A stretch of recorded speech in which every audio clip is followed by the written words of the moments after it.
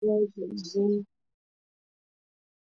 J'espère que vous allez bien par la grâce de Dieu. J'espère que votre nuit a été par la grâce de Dieu.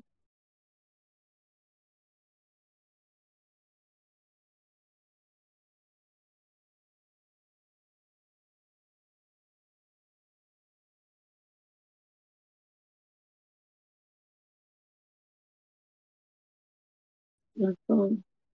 On va ensemble rendre grâce à Dieu. On va célébrer le nom du Seigneur. On va dire merci à Dieu. En disant ce matin, merci, merci Jésus. Merci, merci Jésus. Merci, merci Jésus de tout cœur.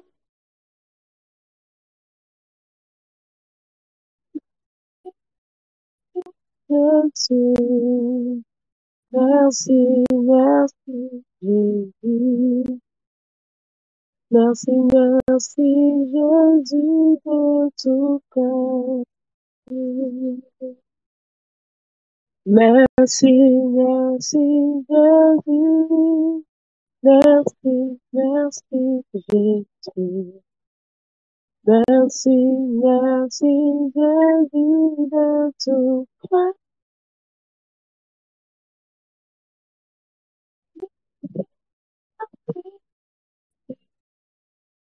Merci, merci Jésus. Merci, merci Jésus de tout cœur. Oui, gloire à toi, ô Jésus. Gloire à toi, ô Jésus. Gloire à toi, ô Jésus de tout cœur. Gloire à toi, ô Jésus. Gloire à toi, ô Jésus. Gloire à toi, ô Jésus de tout cœur. Est-ce que tu peux dire avec moi, gloire à toi, Jésus, en ce matin? Est-ce que tu peux bénir le nom de ce Dieu, de ce Père fidèle qui prend soin de nous, celui à qui il plaît, encore en ce matin, de nous renouveler le souffle de vie? Est-ce que ce matin, ton cœur peut abonder en action de grâce et lui dire simplement merci? Merci Jésus, ce simple mot, merci, mais qui signifie tout pour nous, car c'est le seul que nous avons pour exprimer notre gratitude, car c'est le seul que nous avons pour exprimer notre reconnaissance. Est-ce que tu peux avec moi lui dire merci pour la vie, célébrer son nom, pour sa fidélité encore manifestée à notre endroit? Car qui sommes-nous pour mériter cette grâce? C'est seulement par pure grâce quand ce matin, nous avons voulu nous réveiller et nous nous sommes réveillés. Quand ce matin, nous avons voulu bouger notre main, certainement pour prendre notre téléphone, pour le manipuler, pour nous connecter, et nous avons vu que nous avons pu le faire. C'est une grâce en ce matin, parce qu'il nous donne encore de vivre. Il peut encore nous sélectionner, il pourrait être encore distingué à certains niveaux de notre vie, car c'est une grâce. Parce que nous vivons encore ce matin, il y a encore de l'espoir pour nous. Parce que nous vivons encore ce matin, Dieu peut encore rétablir pour nous des choses. Parce que ce matin, nous sommes encore en vie. La main de Dieu peut encore agir pour nous. Est-ce que tu peux célébrer le nom de ce Dieu en lui disant simplement, Lago Ayo, en lui disant simplement, Nyamyemo, oh papa, merci. Merci pour ta fidélité. Merci pour ta fidélité. Merci, merci infiniment. Merci infiniment. Merci infiniment. S'il y avait un autre mot pour te dire merci, c'est super que nous l'aurons utilisé en ce matin pour te dire merci. Mais il n'existe pas d'autre mot à part celui-ci. Merci. De tout notre cœur, papa, reçois notre connaissance en ce matin. Reçois notre connaissance en ce matin. Reçois notre connaissance en ce matin. Merci de tout notre cœur. Merci infiniment. Merci pour cette grâce de vie. Merci, Père. Merci infiniment. Reçois notre merci en ce moment. Reçois-le de tout notre cœur, Jésus. Oh, Papa, reçois-le du plus profond de notre cœur. Merci infiniment. Merci infiniment. Reçois notre reconnaissance. Est-ce que tu peux élever le nom de ce Dieu fidèle avec moi ce matin? Est-ce que tu peux rendre gloire? Est-ce que tu peux adorer en quelques minutes ce Dieu grand, ce Dieu fort, ce Dieu puissant, ce Dieu plein d'amour, ce Dieu plein de compassion, ce Dieu plein de miséricorde, ce Dieu qui dit toutes choses et qui a le pouvoir de l'accomplir, ce Dieu qui est capable de rattraper la destinée d'une personne. Est-ce qu'en ce matin-là, tu peux élever le nom de ce Dieu avec moi? Est-ce qu'en ce matin, si tu veux, tu peux lui chanter un cantique nouveau, car il le mérite et il en est digne en ce matin. Je voudrais que par tes propres mots, tu puisses l'adorer en ce matin en quelques minutes. Je voudrais que par tes propres mots, que tu puisses adorer ce Dieu-là qui renouvelle ce souffle de vie à notre endroit chaque matin, chaque matin, chaque matin. Ses bontés pour nos vies ne s'épuisent point, mais elles se renouvellent. Est-ce que tu peux adorer le détenteur de cette vie? Est-ce que tu peux adorer en ce matin-là celui qui détient ta vie entre le creux de ses mains? Est-ce que tu peux adorer en ce matin-là ce Dieu de l'univers? Est-ce que tu peux adorer en ce matin ce Dieu qui tient toutes choses, ce Dieu qui a le pouvoir d'arrêter toutes choses en une fraction de minute? Est-ce que tu peux adorer ce Dieu véritable en ce matin? Est-ce que tu peux élever en ce matin avec moi ce Dieu qui n'a point de commencement ni de fin?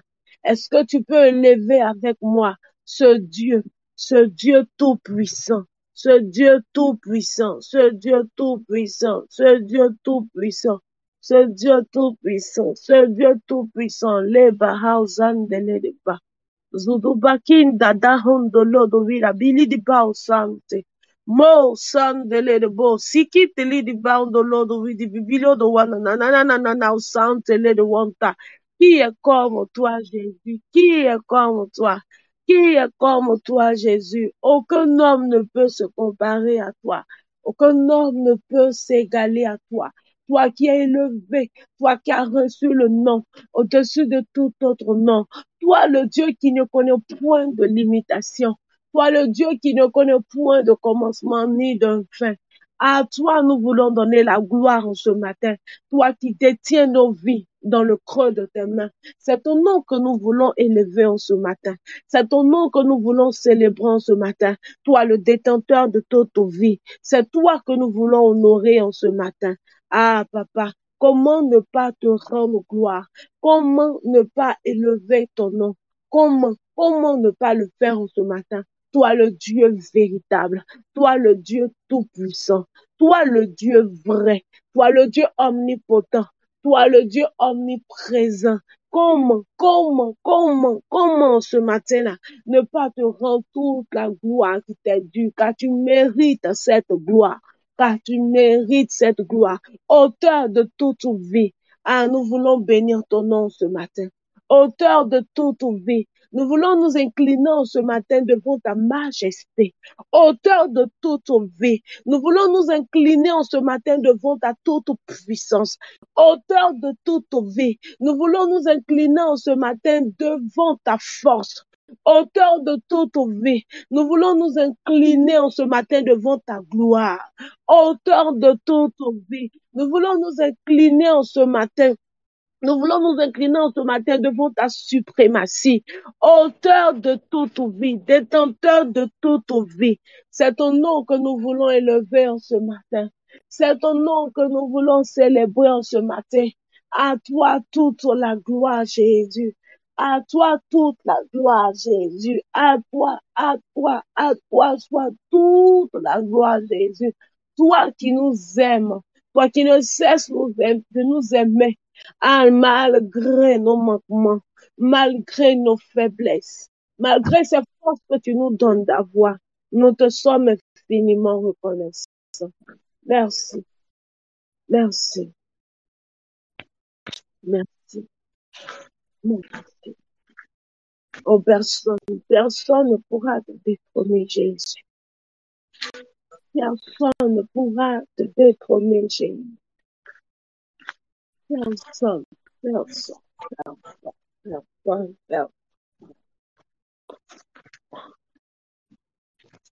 personne, Jésus. Personne, Jésus.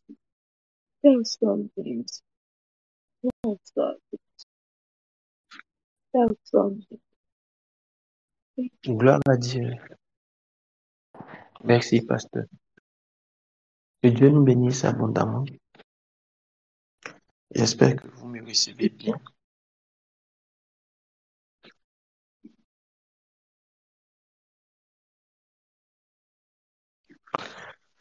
Nous sommes dans le mois de la distinction et je voudrais partager avec vous encore une autre clé qui nous conduira à la distinction. Hier, nous avons parlé d'une clé majeure. Nous avons parlé de cette clé majeure que Paul a enseigné, sinon dont Paul a parlé. Paul l'a présenté comme étant le plan de mystère de Christ. Il a parlé de la sagesse comme étant la clé majeure. La sagesse qui permettra à l'Église d'être distinguée. La sagesse qui ferait que Dieu donnerait à l'Église de surprendre les autorités, les dominations, les dignités. La sagesse qui, à un moment donné, pour la vie de Daniel, était appelée sagesse, mais à un autre moment était appelée l'esprit supérieur. Les hommes qui touchent ce palier de sagesse-là arrivent à un niveau où ils supplantent. Je vais dire quelque chose d'un peu brutal. En fait, je vais manquer de sagesse. C'est différent de ceux qui croient avoir l'intelligence. Je n'ai pas dit de ceux qui sont intelligents, je dis de ceux qui croient avoir l'intelligence. Ceux qui croient avoir l'intelligence sont beaucoup visibles. Ceux qui ont ce palier de sagesse-là font ceux qui sont visibles. Et nous avons pu voir en, en correspondance avec le verset qui dit que le péché d'un homme, la mort est entrée et par la mort de Christ le salut. Nous avons pu voir comment les États-Unis ont pu entrer en deuxième guerre simplement par la réflexion d'un homme. Simplement par la réflexion et par le plan établi par un homme. La sagesse de cette seule personne a permis aux États-Unis de parvenir à la position qu'elle a aujourd'hui sur le monde. C'était vraiment invraisemblable, mais il y a des livres de ce genre qui expliquent l'histoire de cet homme-là. Après, bon, nous on lit et puis on oublie son nom. C'est le but aussi pour dire qu'il y a eu des gens comme ça. Aujourd'hui, je veux parler d'une autre clé. Une clé majeure. Mais je dis vraiment majeure comme la clé de la sagesse. Et lisant les textes que j'ai envoyés, quand on va lire les textes, nous pourrons voir par le type de bénédiction obtenue à cause de cette clé, par le type de distinction obtenue à partir de cette clé, qu'elle était vraiment, mais qu'elle est vraiment une clé majeure aux yeux de Dieu. C'est une clé que souvent nous pouvons négliger, mais elle tient profondément au cœur de Dieu. Et je vous en ferai la démonstration quand on arrivera au dernier test, quand on lira tous les textes. C'est pas des choses cachées, c'est des choses qu'on connaît. C'est pas des mystères, les grandes choses, quelqu'un a dit, ceux qu'on, non, ceux qui font des grandes choses sont ceux qui font régulièrement ce que nous faisons souvent. Il dit, ceux qui font des grandes choses sont ceux qui font régulièrement ce que nous faisons souvent. C'est pas des choses, des mystères nouveaux. C'est la mise en valeur des valeurs pour lesquelles nous n'avions pas conscience souvent ou bien pour lesquelles nous n'avons pas vraiment compris qu'elles tenaient au cœur de Dieu. Prenons les premiers textes que j'ai mis et l'un des pasteurs va m'aider. C'est beaucoup de textes, mais la lecture de ces différents textes nous fera économie d'un certain nombre de choses. Lisons ces textes. L'un des pasteurs, s'il vous plaît. La dame. 1 Corinthiens 4, verset 1 à 2. Quoi ça? 1 Corinthiens 4, verset 1 à 2. Non, ça commence par Ah, comment ça va? Esther 6. Ah, pardon. Ok. On est le 2 novembre. Oh, attends. Ok, d'accord, je vois. Esther 6, verset 1 à 3. Oui, oui. Cette nuit-là, le roi ne put pas dormir. Il se Mhm, fit apporter le livre des annales, les chroniques. On les lut devant le roi. Et mhm, le roi écrit ce que Mardochée avait révélé au sujet de Bigtan et de Téresh, les deux mhm, eunuques du roi, gardes du seuil, qui avaient voulu porter la main sur le roi Assuérus. mhm, Le roi lui dit, quelle marque de distinction et d'honneur Mardochée a-t-il reçu pour cela? Il n'a mhm. rien reçu, répondit ceux qui servaient le roi. Je continue. D'accord. Voici le texte qui plante le décor de la clé qu'on cherchait. Ici, on parle de la distinction. Et nous sommes dans le mois de la distinction. C'est l'un de nos textes à distinction et honneur. Dieu coupe le sommeil, comme vous le savez, du roi, et qui se rend compte par les archives. Comme je le disais, les archivistes ont des positions de neutralité. Tout dépend de celui qui lit ce qu'ils ont gardé comme archiviste, comme archive. Comme aussi, on peut influencer, donner une teinture à leur plume. Ce qui me plaît, mais vraiment me plaît profondément, c'est que le Mardoché qui a sauvé le roi et qui n'a pas été récompensé n'a pas cessé de travailler pour le roi. C'est ce qui justifie son conflit avec Aman. Mardoché qui a travaillé pour le roi, qui a sauvé la vie du roi et dont on n'a pas reconnu ou qu'on n'a pas célébré pour ce qu'il a fait, n'a toutefois pas cessé de travailler pour le roi. Oh, si c'était quelqu'un d'autre il y a longtemps, comme on dit à Abidjan, il y a longtemps, il a coupé code même, il est parti. Des ingrats comme ça. Et tout ce que moi j'ai fait pour eux là, voilà. Ça a commencé, ça n'a pas fini. C'est pour parler de tout ce qu'il a vu au palais là-bas. Il va délier sa langue. Le secret professionnel même n'existera pas. On le voit là-bas. Là-bas même, c'est sa femme qui le commande même. Ah, il n'a qu'à quitter là-bas. C'est ça, là, ça c'est roi, ça.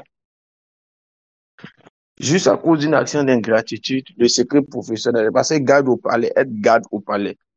Être garde au palais. Si tu n'es pas unique, c'est qu'on a confiance en toi. Mardochée a continué d'être garde au palais, même qu'il était garde à la porte même.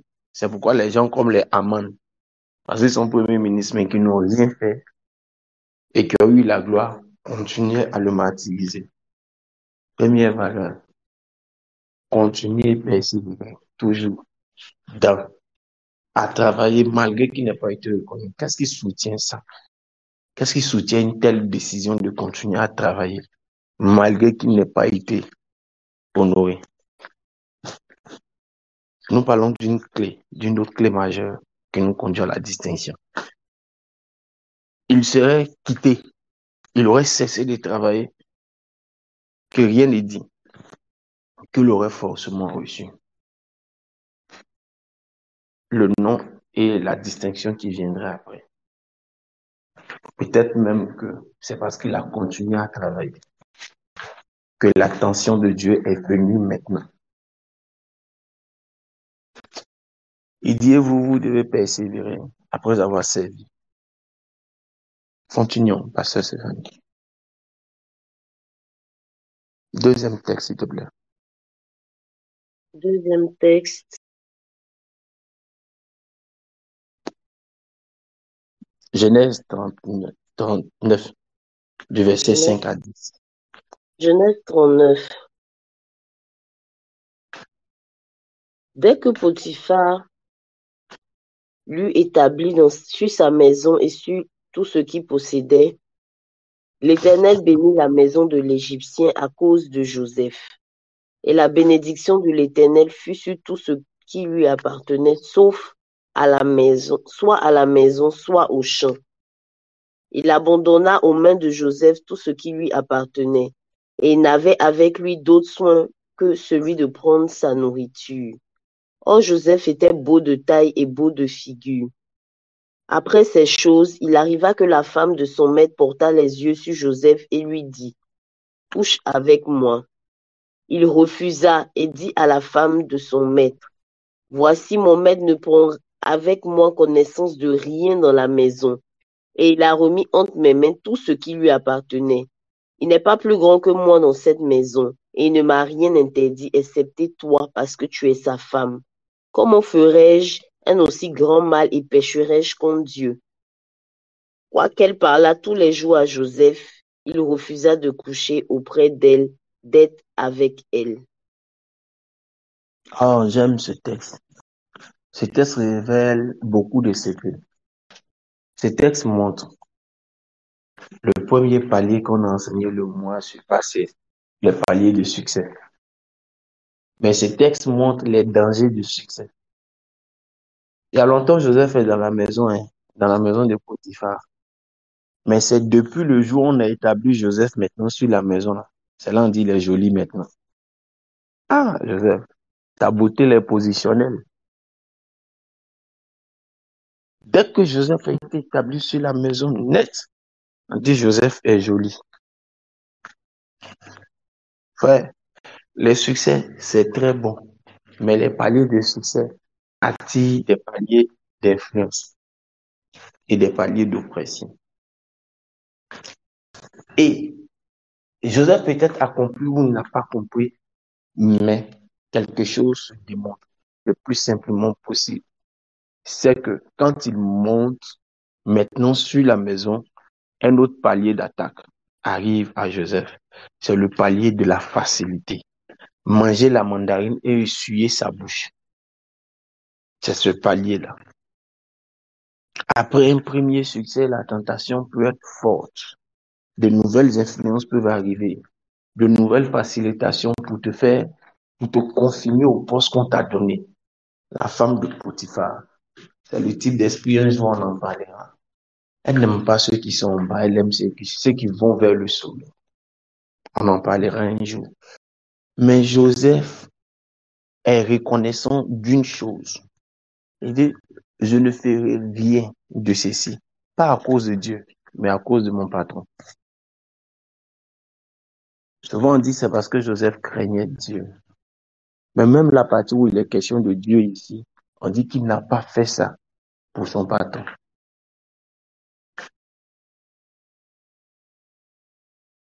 Joseph n'a pas fait, pas seulement parce qu'il craignait Dieu, mais parce qu'il dit, mon patron n'a rien laissé de différent. Il dit, mon patron ne commande rien ici. Il m'a tout confié, c'est moi qui commande tout ici.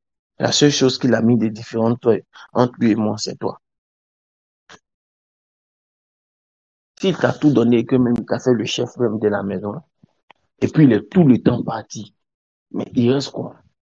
Il dit, il reste qui va te voir? Mange et suis ta bouche. Joseph dit non, je mange pas de ce fait.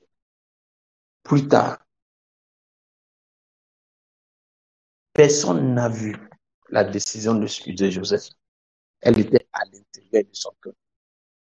Dans le cas de Mardochée, c'est persévérer malgré. Dans le cas de Joseph, c'est être résolu et intègre malgré. Et il continue avec ça. Il persévère dedans. Jusqu'à ce que même son action lui voue d'aller en prison. Mais il n'abandonne pas. On n'a pas entendu Joseph en tout cas venir dire mais ils sont ingrats. S'il savait même, il allait sortir elle en même temps. Voilà, tu n'es pas sorti. J'imagine le diable lui dit ça, ou bien sa conscience lui dit ça. Voilà, tu n'as pas même pain là pour essuyer ta bouche. Personne n'allait voir la poudre sur toi. Voilà où tu es. Tu as perdu 2 fois. Tu as perdu ta position. Tu es en prison.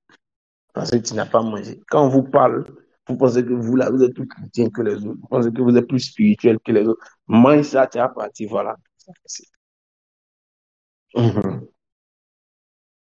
Frère, sœur, tous ces différents éléments sont des parties essentielles de cette clé qu'on est en train d'étudier.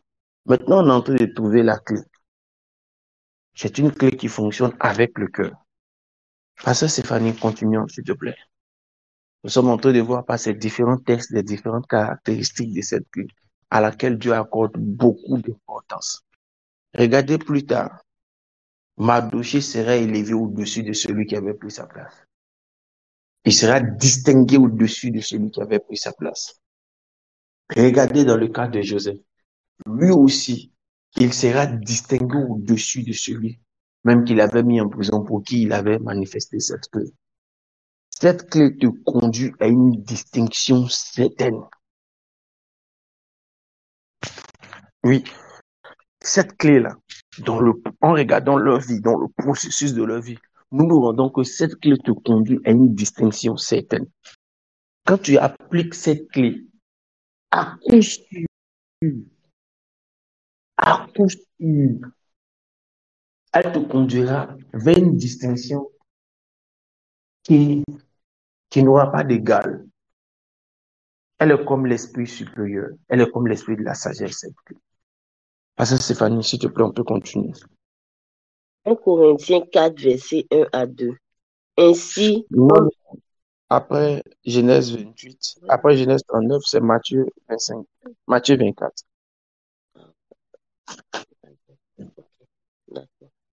Matthieu 24, versets 45 à 47. Quel est donc le serviteur fidèle et prudent que son maître a établi sur ses gens pour leur donner la nourriture au temps convenable? Vas-y. Heureux ce serviteur que son maître à son arrivée trouvera faisant ainsi. Je vous le dis en vérité, il établira sur tous ses biens. Oh. À la fin de l'histoire qu'on a lue concernant Aman, il fut établi sur tous les biens du roi. À la fin de l'histoire de Joseph, il fut établi sur tous les biens de l'Égypte.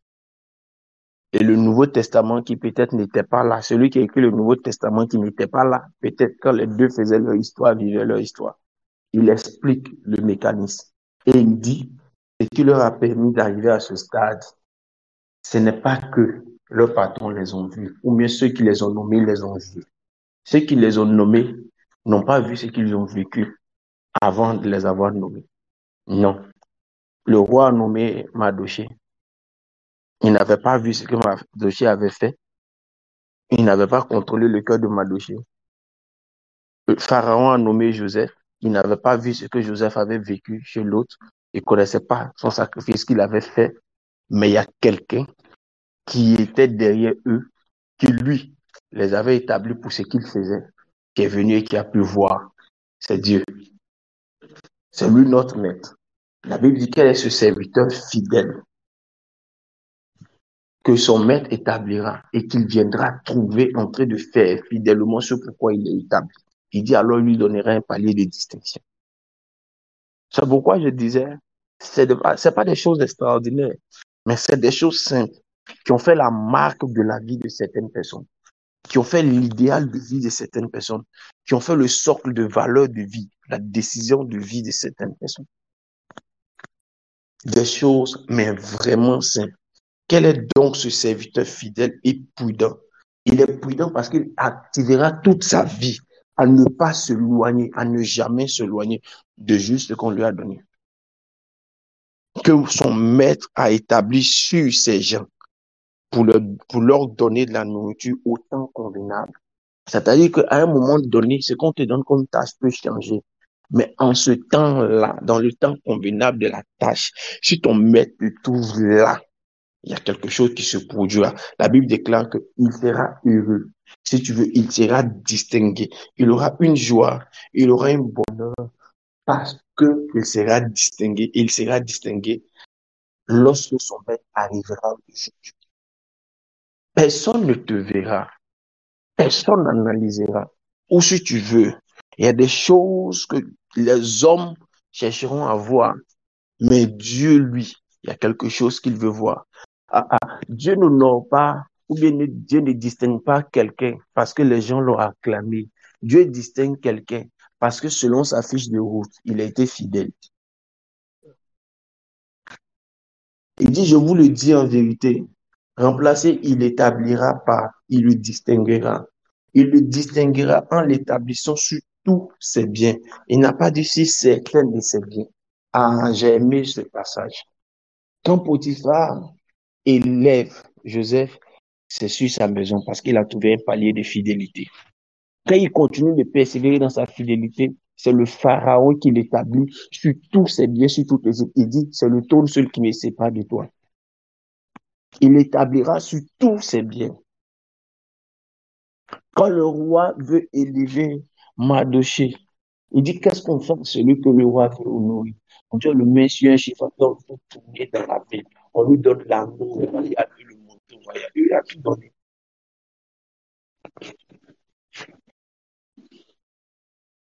Je peux voir Dieu trouver dans le cœur de plusieurs personnes la clé là qu'il faut. Il dit la clé qu'il cherche, c'est la fidélité.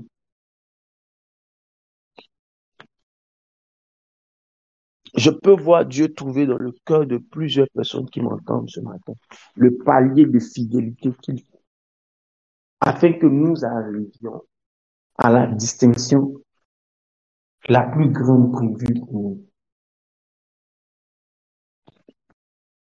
Afin que nous arrivions au niveau de distinction que Dieu a prévu pour nous. Amen. La particularité de la distinction, c'est qu'elle est donnée par quelqu'un.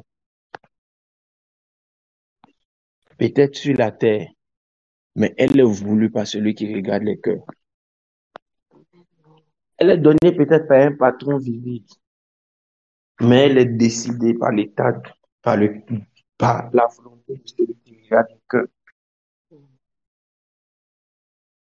Elle est donnée par quelqu'un qui regarde peut-être tes actions, ou bien quelqu'un qui observe certains détails humains, mais elle est provoquée par celui qui regarde les cœurs. C'est pourquoi je voudrais qu'on continue les textes. Continuons, pasteur Stéphanie. Hébreux 3, verset 5. Pour Moïse, il a été fidèle dans toute la maison de Dieu comme serviteur, pour rendre témoignage de ce qui devait être annoncé. Le passage de Matthieu parle de la fidélité dans un service. Le passage d'Hébreu parle de la fidélité dans un message. Le passage de Esther parle de la persévérance dans la fidélité. Le passage de Genèse avec Joseph parle de l'intégrité dans la fidélité. Donc, on a la persévérance dans la fidélité. Ne pas se dévier. Ne pas abandonner ta fidélité, même quand tu n'as pas encore été récompensé. On a l'intégrité dans la fidélité. Je reste intègre malgré tout, malgré les opportunités qui peuvent se présenter à moi, opportunités en grise. Je continue d'être fidèle. Matthieu parle de la fidélité dans son service. Il dit dans une tâche opportune.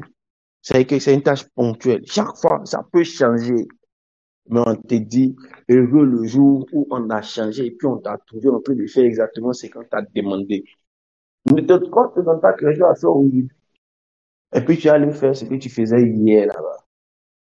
Mais parce que toi, c'est ce que toi, tu. Donc, mais pourquoi il tente de faire, vous allez changer. Et ça continue encore pour dire, Moïse était fidèle dans la maison, pour continuer à dire exactement ce qu'on lui dit, pour rendre témoignage de ce qui devait être annoncé. Pas de ce qu'il voulait annoncer. Hein. Lisons Hébreu. Hébreu est tellement riche. Les mots sont pas simples. Il dit les fidèles dans la maison. Parce qu'il. Et pour rendre témoignage pas de ce qu'il voulait annoncer, pas de ce qui lui plaisait d'annoncer, mais pour rendre témoignage de ce qui devait être annoncé. C'est pas ce qui te plaît quand on te demande d'annoncer. C'est ce qui plaît à Dieu, la fidélité dans le message. On peut maintenant arriver à 1 Corinthiens 4 que Pasteur Stéphanie aime tant. 1 Corinthiens 4, versets 1 à 2. Ainsi qu'on nous regarde comme des serviteurs de Christ et des dispensateurs des mystères de Dieu. Du reste, ce qu'on demande des dispensateurs, c'est que chacun soit trouvé fidèle. Ici, le dispensateur, c'est un intendant. Ici, le dispensateur, c'est un intendant. Et dans la question d'intendance et des mystères, c'est les choses cachées de Dieu. C'est aussi les biens cachés de Dieu. La gloire de Dieu, c'est de cacher les choses. La gloire des rois, c'est de les sonder. Quand tu les as sondés, tu les as découverts, tu dois être fidèle dans leur gestion. Quand tu as découvert une clé qui t'a rendu riche, tu dois être fidèle dans la clé et tu dois être fidèle dans la gestion de la richesse. Les dispensateurs, c'est les intendants, c'est les porteurs. C'est les porteurs et les transporteurs. Ce que tu portes, ce que tu transportes, tu dois être fidèle dans la gestion de ça. Tu peux porter quelque chose. C'est toi qui as découvert la clé pour avoir ce que tu as. Mais la fidélité dedans veut dire, allez envoyer là où Dieu veut que tu envoies. C'est pas pareil, c'est toi qui as découvert la clé et les choses là sont venues chez toi que c'est pour toi. C'est ça qui est la différence avec notre boss. Donc là, c'est la fidélité dans la dispensation ou dans l'intendance, dans le stewardship. C'est aussi un projet de fidélité qui fera que Dieu t'emmènera plus haut et plus loin. Regardez Matthieu, il dit, heureux le serviteur que Dieu trouvera en train de donner à manger à sa maison. C'est aussi ça aussi l'intendance, c'est aussi caché dedans. Hein. La fidélité dans les services, c'est aussi caché dedans. C'est pas tout, on dit partout. Quand tu es dispensateur, là, tu peux arriver quelque part, tu as envie d'enseigner quelque chose, tu as envie de leur révéler un mystère, puis tais-toi. Ici, là, ils sont pas prêts pour entendre ça, ou bien je veux pas qu'ils apprennent ça. Tu vas te faire. Tu peux avoir des révélations, des informations sur quelqu'un. Dieu dit, je veux pas. C'est ça mes mystères, je veux pas. Ne parle pas de ça à quelqu'un. Tais-toi, tais-toi. Le prophète, là, il a vu des choses, il nous dit pas.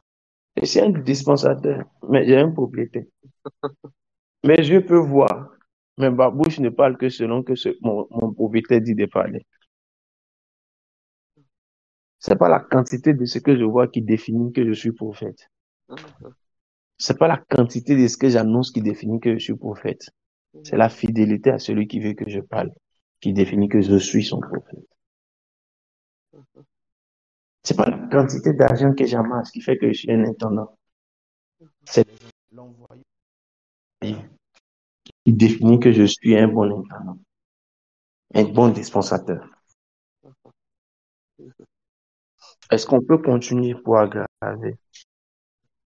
Est-ce qu'on peut continuer pour finir?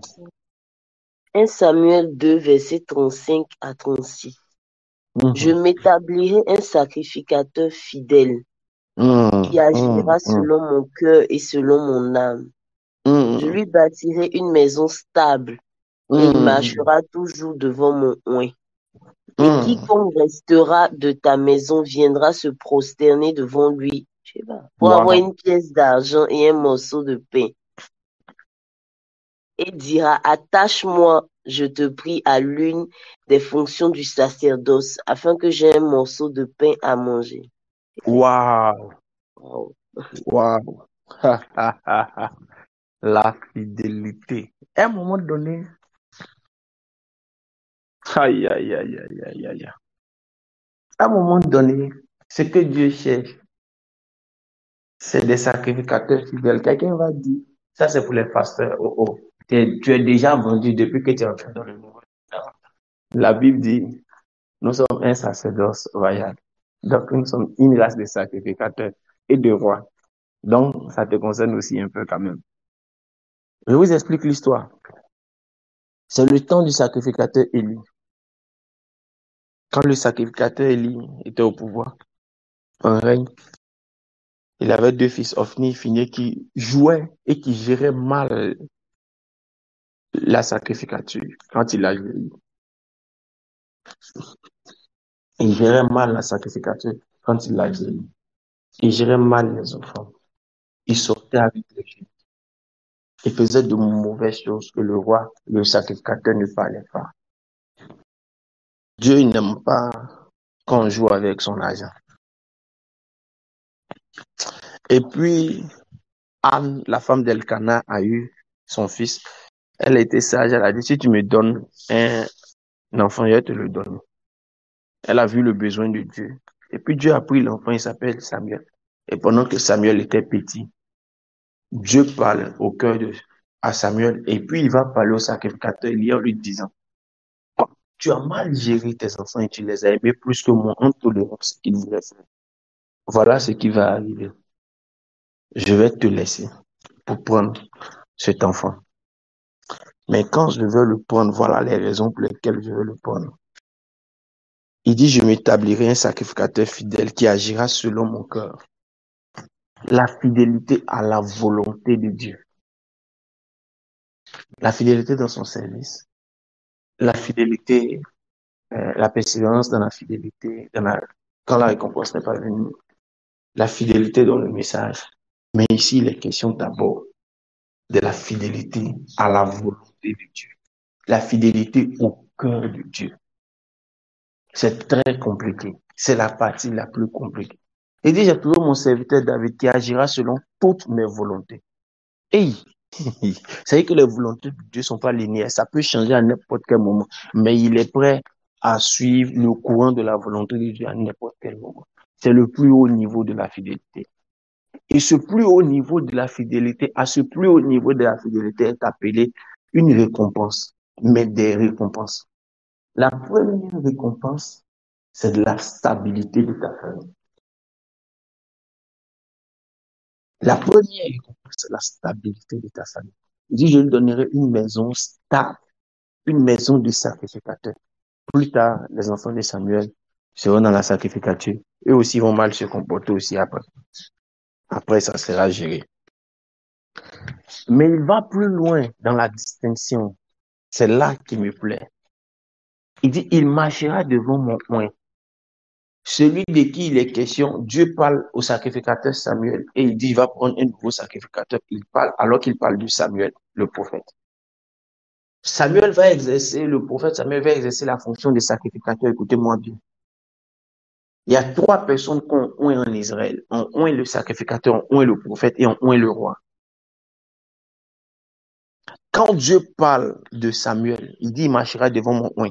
Alors qu'il est déjà Samuel prophète et il sera sacrificateur. Donc, il est déjà oint pour les deux paliers. Il reste un seul oint. Il n'y avait pas encore de roi. Mais Dieu avait déjà annoncé la raison pour laquelle il va prendre Samuel. Je vais le distinguer de sorte à ce que de lui va sortir des rois, de son ministère vont sortir des rois. Beaucoup de personnes disent que Dieu n'a pas prévu donner un roi à Israël. Beaucoup de personnes disent que c'est Israël qui s'est rébellé pour avoir un roi. Ce que Israël même ne sait pas, c'est que Dieu avait prévu leur donner un roi, mais ils ont juste anticipé. Ils ont réclamé dans un temps précoce ce qui était censé venir de la volonté de Dieu plus tard. Et ce privilège-là, Dieu l'a accordé à un sacrificateur qu'il trouvera fidèle à son cœur. Donc, toute la lignée royale dépendait de la fidélité d'un sacrificateur au cœur de Dieu. Frère, c'est un privilège de précurseur. Quand Dieu te trouvera fidèle, il initiera des choses avec toi. Quand Dieu te trouvera fidèle, il fera des choses avec toi qu'il n'a pas encore fait quelque part. Quand Dieu te trouvera fidèle, il te distinguera en introduisant des choses qui resteront dans l'histoire. Quand Dieu te trouvera fidèle, il fera avec toi des choses qui changeront le cours de la vie de plusieurs personnes. Quand Dieu te trouvera fidèle, il accomplira au travers de toi des choses secrètes qu'il a gardées. Quand Dieu te trouvera fidèle, il fera pour toi et avec toi des choses que d'autres ignorent. Sur plusieurs années, ils ne savent pas, mais il partagera avec toi les secrets de son cœur, les secrets des nations, les secrets des peuples, les secrets des rois seront partagés avec toi. En fait, quand Dieu te trouvera fidèle, fidèle à son cœur, tu partageras ce qu'il chérit, son plan sur plusieurs générations. La fidélité est l'une des clés les plus puissantes à partir de laquelle Dieu peut envoyer quelqu'un à un palier supérieur. La fidélité est l'une des clés les plus importantes à partir de laquelle Dieu enverra quelqu'un vers un sommet qu'il n'imagine même pas. Lorsque Dieu te trouvera fidèle, ce qu'il apportera dans ta vie t'inscrira dans l'histoire. Ainsi, le sacrificateur Samuel, si vous voulez, le prophète Samuel, sera mentionné dans le nombre de ses prophètes de distinction de l'histoire d'Israël. On parlera du prophète Abraham comme étant le prophète qui a envoyé la foi et la guérison divine. On parlera du prophète Moïse comme étant le prophète de la délivrance et le prophète législateur. On parlera du prophète Élie comme étant le prophète qui a rétabli l'autel de Dieu. On parlera du prophète Ésaïe comme étant le prophète du Messie. Mais on parlera aussi du prophète Samuel comme étant le prophète qui a introduit la royauté. Pourquoi? Parce qu'il a atteint le dernier niveau et le dernier palier de fidélité. Être fidèle au cœur de Dieu. Frère, sœur, la distinction doit être un processus. Et ce processus-là doit être établi par les niveaux de fidélité que nous aurons. Je réponds ce que je t'ai en train de dire. La distinction que Dieu nous accorde est un processus dans lequel nous évoluerons selon notre degré de fidélité. Plus il nous trouvera fidèles, plus il continuera à nous distinguer. Plus il nous trouvera fidèles, plus il nous distinguera dans d'autres domaines, dans des domaines différents.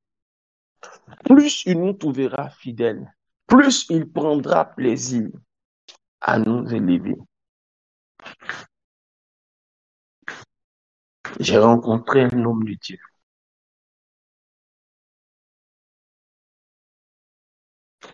Il est l'un des hommes de Dieu les plus prospères de la terre.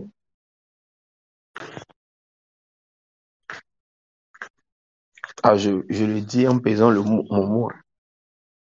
En tout cas, en Afrique, il fait partie du palier des hommes de Dieu les plus prospères. Il fait partie des 2 hommes de Dieu les plus prospères. Parce que quand tu regardes certaines vidéos, tantôt on dit c'est Oyedepo, tantôt on dit c'est lui. J'ai rencontré le révérend Afukao en Afrique du Sud. Et là, il m'a dit une chose que j'oublierai jamais. Ce matin, quand je me réveillais et que j'étais en train de vous envoyer les messages déjà, il m'a dit quelque chose que je n'oublierai jamais. Pendant qu'il attrapait ma tête pour prier pour moi, il a dit ceci. Prends tout ce qui est en moi et pose-le en lui. Écoutez bien. Prends tout ce qui est en moi et pose-le en lui. Et quand il a fini, il m'a dit une seule chose. Il m'a dit, mon fils, sois trouvé fidèle. Souvent, ce n'est pas parce que Dieu n'a rien mis en toi. C'est ta fidélité qui te fera voir tout ce que Dieu a mis en toi progressivement. Souvent, ce n'est pas parce que Dieu ne t'a rien donné. C'est simplement parce que la distinction qui doit venir à partir de ce que Dieu t'a donné est fonction de ta fidélité. Dieu prendra du temps à éprouver ta fidélité avant de te distinguer à un palier quelconque.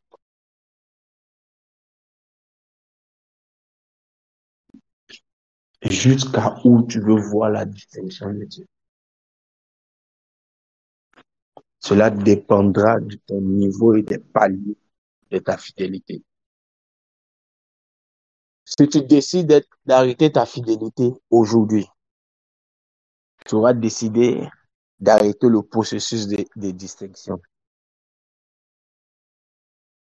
Si la distinction que tu as aujourd'hui peut t'amener à devenir infidèle, cela sera en train de limiter le prochain palier de distinction que Dieu avait prévu pour toi. Si tu manifestes la fidélité de serviteur de la maison de Potiphar, cela te donnera la distinction d'être établi sur la maison. Mais si à ce stade tu n'es plus fidèle, alors tu ne sortiras jamais de la maison de Potiphar et ta distinction restera dans la maison de Potiphar. Si au-dessus de la maison de Potiphar, tu continues à rester fidèle et à persévérer dans l'intégrité de ta fidélité, un jour tu sortiras de la maison de Potiphar pour arriver à la maison de Pharaon. Un jour tu seras le patron de Potiphar par l'esprit de la distinction. Jusqu'à où veux-tu aller dans ta fidélité? Dieu déterminera le palier de distinction qu'il te donne. Dieu n'a aucun problème de faire briller ses enfants. Il refuse juste que la distinction qu'il nous donnera soit le sujet pour nous séparer. Je finis en vous donnant une vérité profonde et je voudrais que tu réfléchisses dessus. À un certain niveau, la distinction n'est pas la volonté de Dieu.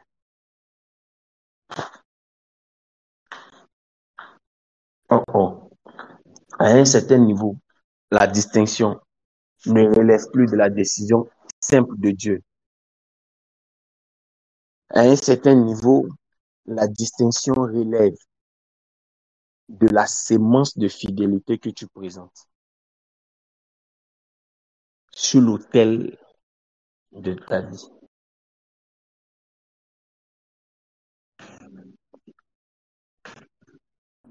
À un certain moment, la distinction n'est plus simplement une décision de Dieu. Ça relève de ton fonctionnement avec le principe de la fidélité. Ça devient comme le résultat d'une sémence. Que Dieu ait voulu ou pas. Si tu as été trouvé infidèle, Dieu ne dépassera pas ce qu'il a dit pour te lever, pour te distinguer. Que Dieu bénisse quelqu'un ce matin. Cette clé est une clé sur laquelle il faut méditer en cours de journée. Quand tu auras médité dessus en cours de journée, tu prieras toi-même et tu décideras si tu veux être fidèle. Alors tu lui diras, donne-moi un cœur d'un homme fidèle. Un homme fidèle qui le trouvera. Un serviteur fidèle qui le trouvera. Voici ce que Dieu cherche. Dieu nous bénisse abondamment. Dieu veille sur chacune de nous. Dieu veille sur chacune de nos vies. Prions avec ce message, réfléchissons dessus. Et je crois que la réponse de notre distinction est entre nos mains. Bonne journée à tous.